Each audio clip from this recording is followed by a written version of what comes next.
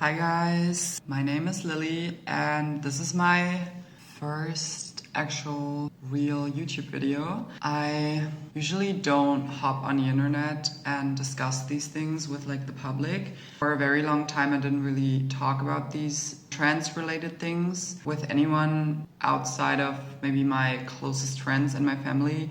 But I realized it's really important to share some of the thoughts. For a very long time I was the most scared person on planet Earth when it came to making these huge life decisions. In the recent year or two, I got more confidence to do these things and to really go through transition and to really stand up for myself as a trans person. I remember as an 18, 19-year-old, I couldn't have done a video on the internet. I actually was looking at my old computer and I saw that I was trying to make a YouTube video. I completely forgot about it. Yeah, I didn't have the courage to share these thoughts with other people. I medically and socially transitioned in 2019. It's also an interesting time period. I've done the GRS last year and I'm planning the facial feminization surgery for the upcoming February.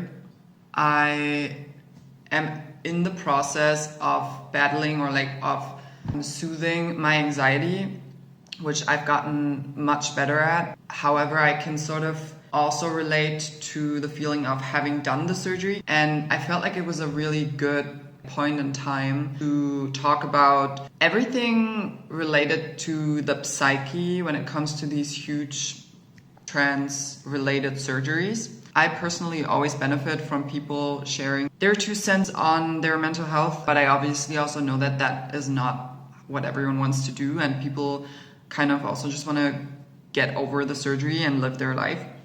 If you're someone who's overthinking and who tends to panic quite easily, I think this video might be for you. And also if you're just maybe at the beginning of your transition and you don't really know where to go or how to cope with life. Before I start the video, I just want to say this is only my experience and these are my opinions, and this is not like a universal wisdom or anything that is true in every regard. It's just how I see the world, how I experienced it. So the first point is not really a point, but rather just a heads up.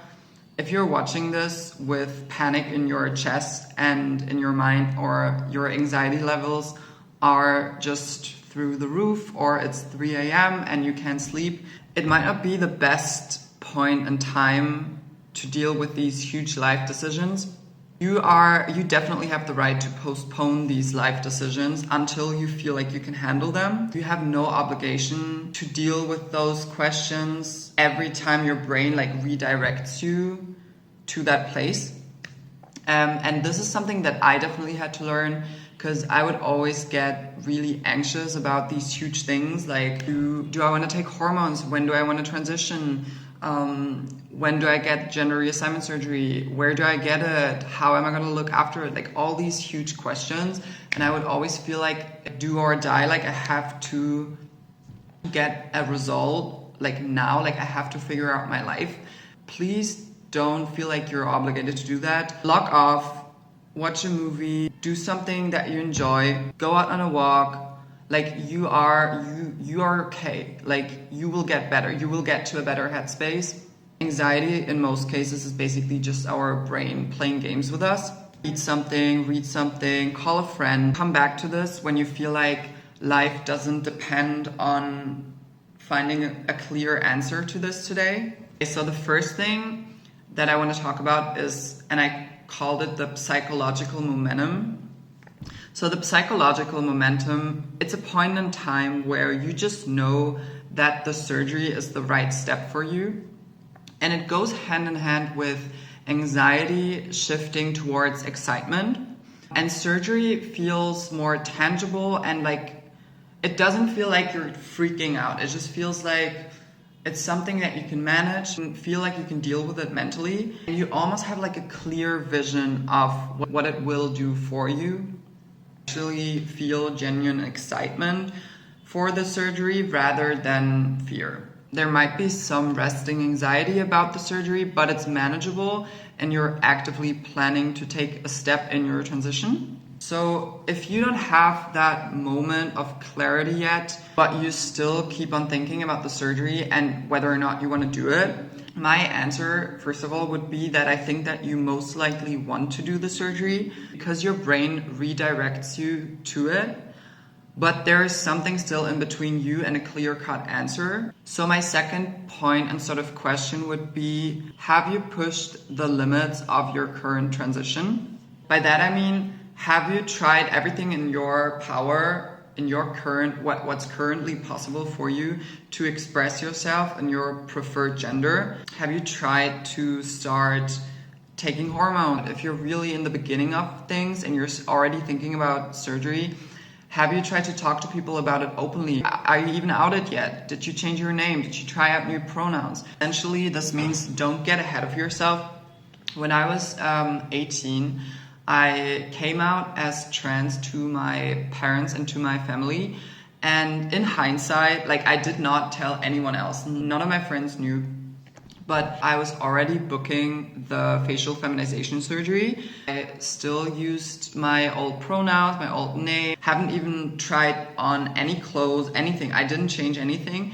But I already booked the FFS because I felt like this would be the only way that people will accept me for being trans. Because I felt like I will inevitably always look very, very masculine. And the only way to reach a point where people would see me as a woman would be to do the surgery. It turned out that wasn't true at all. When I started hormones, things really changed for me. It was a way better decision to take hormones, to change my name, to change the way I dress, everything, change my pronouns, transition essentially. And from that place on, think about the surgery. Basically, I wasn't ready to do the surgery, but I just used it as like a plaster to put on all my emotional baggage, all the guilt and shame and fear of transition. So back to the question about the surgery, have you pushed the limits of what's possible for you in terms of transition without the surgery? So if the answer to this question is yes, then it might be more likely that your brain just naturally becomes more clear and feels more at ease about undergoing surgery. But if the answer is no, you can ask yourself what exactly is stopping you from taking this step, which leads me into the next point. Next point is internalized transphobia. And I personally don't like the wording of internalized transphobia. It's never your fault. And it will never be your fault because it's essentially not your hate, but hate that had been generated within your system and your society that you unconsciously attached to for very understandable reasons, like trying to be accepted by society and not being an outsider. In society, it's literally just an automatic mechanism of protecting yourself from harm. I don't think anyone should feel bad for trying to protect themselves from potential harm, but you still need to get to the bottom of your worth as a trans person. And you could ask yourself these questions. How deeply have you sat down with yourself and reflected on the fact that you are trans and it probably won't change and you will probably deal with this for the rest of your life? Totally normal to every now and then dissociate from this issue and just do something random and something to distract you because it can be so overwhelming. But from my experience, you need to get to the bottom of your own shame and disgust and all those disgusting feelings that are lingering somewhere on the bottom of this big pile of shit. I'm using my hands a lot to eventually come out of it. So it might be too far of a stretch from where you're at now mentally. So instead of being okay, now I have to accept myself and have to start learning to love myself, try and just to become aware of the moments where you experience internalized transphobia. How do you talk to yourself? How do you look at other trans people? Do you look at them with aversion? Are cis people worthier to you than trans people? How much of your mental energy revolves around what others might think of you when they see you as trans, or they might clock you for it? And would that be a bad thing? The way you see and treat others is the way you treat yourself. So I want you to sit with this thought just a little bit. Making this video, it's actually part of overcoming my own shame and inner transphobia. Because I am scared myself, and because I'm scared of reaction to me, I'm still trying to figure out how to talk to people about it in my everyday life. Even in Germany, it's like a thing where I'm never 100% sure, okay, to what extent can I open up, and do I always feel like I can open up? In every space that I enter, it could be university, it could be my work, just any place, there's always this question of like, how accepted am I? It helped me to move to Berlin, which is a very queer-friendly city, and know that I can talk to most people about being trans. Also working in queer-friendly workspaces. I know that there are many queer clubs, bars, etc. Like, just the thought of being able to attend there and not get like harassed for it helped me feel much more accepted within myself. Try and find spaces that accept you and that love you for who you are. It will redirect you more towards becoming clear about steps like taking surgeries.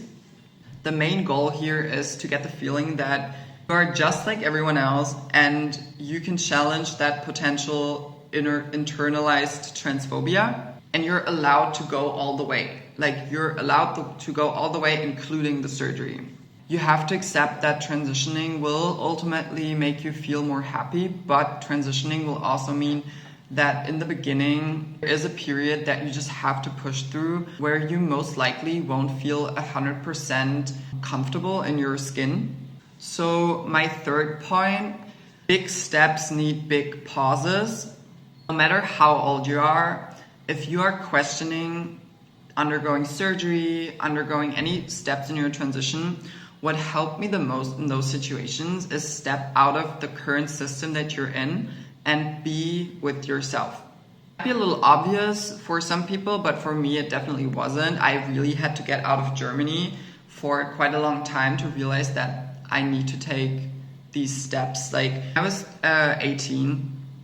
I went to New Zealand for like 8 months, and I really had to step out of this system in Germany that we had, because I felt like I was in an uptight like prison. Like, high school was just like, we had so many assignments, we had so many things to do. There was always something sort of like pushing this urge to transition and to get to know my real self. It would always be pushed away by just like life.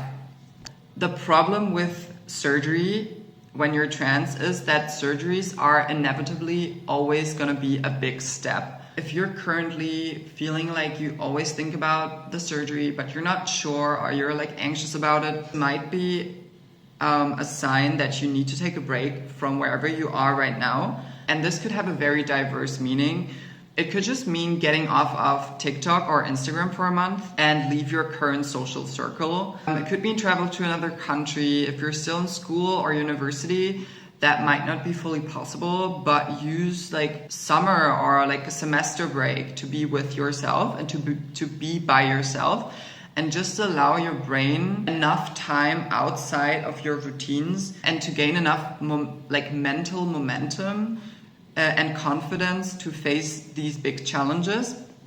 And in my experience, these times are absolutely terrible and at the same time very eye-opening, because you really sit with your own thoughts and you can't escape those big questions anymore. I've been sitting with my thoughts for multiple weeks now. Now I have much more free time here, so I just feel like if I was in university in Berlin right now, I would have not chosen to do FFS right now. Taking a break for a few months ultimately like boosted my confidence in undergoing the surgery. If you feel like you have that mental momentum and you push the limits of your transition and you're kind of clear about things, but you're just still very anxious about it, these next points might be for you. So the next point would be break the surgery down. If you only see the surgery ahead of you, that you don't have it yet, and how bad it will be, and like how anxious you're gonna feel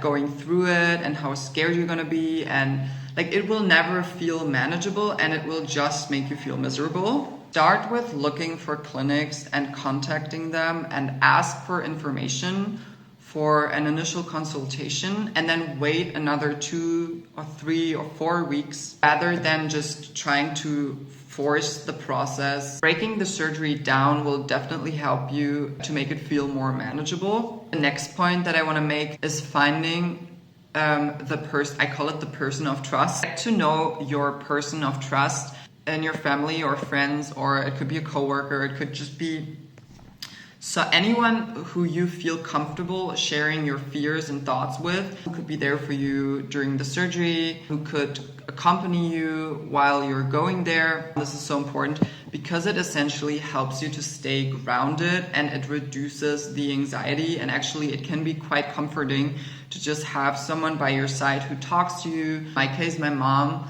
she actually brought me flowers to the surgery room, which was so nice. Like I woke up, I don't know, I felt like I was paralyzed, like I could not move. I just woke up. I was in this weird mental state that you are in when you just get out of a major surgery and your anesthesia sort of wears off. And the first thing I could see was my mom bringing in flowers into the room, and immediately like that just made me feel so good. Like I cannot explain it in any more detail, except like my mom just being such a hero in this time and like making me just feel so comfortable. She was also there the entire time. Like she was literally going through the surgery with me, and that helped me immensely to just like mentally relax. She was definitely my person of trust. She's also planning to come with me for my facial feminization surgery. In general, being trans can feel like it's such an isolating experience, and so it definitely helps you to have someone by your side who can just go through all of the steps with you. It's just nice to have someone there that you can share this experience with. The next point, if you still have ongoing anxiety, is finding a therapist. Find a therapist you feel comfortable with, who can support you through the surgery, even if they're not specialized. It can be so helpful to have a professional by your side that you can just rely on talking with when you have a mental breakdown, or like when you feel like you're going through a really hard day. If you can't find one in time, or you just can't afford it, there are counseling centers that also offer like online counseling. They don't necessarily have to be trans counseling centers. Personally, I also had experiences where trans counseling centers really did not understand me. My experience just did not match with the things that they wanted to help me with. During my facial feminization surgery, I had a cisgender straight male therapist, because we just connected on a personal level. And I think that's something that helped me get through the surgery too. It just helps you to know there's someone professional that you can rely on. So the next point that I want to make is trans-related surgeries, FFS, GRS, they do not guarantee immediate happiness. So think about the physical feeling of happiness when you're with your friends, when you're connected with people, when you are just in a really good place. The surgery doesn't give you that physical feeling of happiness. Like it's not like a button that you push and you immediately feel happier. And this point might sound a little bit generic, but for me it was unimaginable to my past self, because before the gender reassignment surgery, I thought if I do that surgery, like I will be a free person. But it turned out that actually that was not true. Like even after surgery, there were things coming up that I had to deal with that I did not expect. Post-surgery depression is a real thing. You've been ruminating about this surgery and about this moment in your life for so many years. When it finally comes and you sort of do it, it can definitely make you feel like there's something that you also lose. Like there's just this void that you have to kind of face, and you kind of have to fill it with new things in your life, because you're not thinking about your anymore, so you have to fill it with other things. And that's very important to consider even before the surgery. Think about things that you want to achieve after the surgery. What do you want to do that year? Do you want to achieve anything in your career? Go to some places and travel? Do you want to meet your friends that you haven't seen in like 2 years? So all these things that aren't related to the surgery are still very, very important, because the surgery does not guarantee you that happiness. So the last few points I just want to go over really quickly. First one being, only you know what's good for you. I was a counselor for trans people for about 3 years, and every person who came into the room was completely different. Even though we all share this one aspect, we are very, very different in many, many other aspects. The urge to do the surgery can vary. You might believe for years that you don't need it, and then suddenly you do, and vice versa. Just keep in mind that your mental readiness to do the surgery can greatly shift. So another point that I want to make, and this specifically applies to facial feminization surgery, is also the reason why I want to go to Marbella in Spain. Don't underestimate your beauty. This goes hand in hand with the question of which surgery you exactly need. This was actually something that really upset me when I went to this other surgeon when I was 19. I went into the room, he grabbed my face, touched every part of my face. He would go along my bone structure and he would just comment on it like shave off this part, we can shave off this part. We just comment on it like I was sort of a doll or like an object that can be altered rather than a human being. Now that I'm older, I realized, okay, actually I don't want to do all these surgeries. I only want to do the brow bone and the nose. When I had a consultation with the surgeon in Marbella, they also agreed that I only needed those two things. Ask them what they think you realistically need. And if their answer is, you gotta change your entire face, it might be a little bit too extreme. Just have to follow your gut feeling. If you feel like they're pushing the surgery onto you, I'd recommend trying to see if there are any alternative doctors that you can contact. That's pretty much my summary, and my FFS will be in February. I want to kind of keep record of this time in my life. So I hope some of the points helped you in figuring out what's good for you and what you might want to do in terms of transitioning and what you also might not want to do. Especially in the current political age, trans people just have to stick together and share advice to one another. And if there's anything that just makes transitioning easier for people, I'm very willing to do that. Just feel a little bit more at ease with yourself. Just want to underline the importance of not rushing any decisions. Like, you can take all the time in the world to figure these things out. This is not something like mundane. Like, these things are not easy, so just consider that while you're thinking of these steps. Thanks for watching the video. Please also share any recommendations or any advice that you have in the comment section. I'd love to hear from your journey.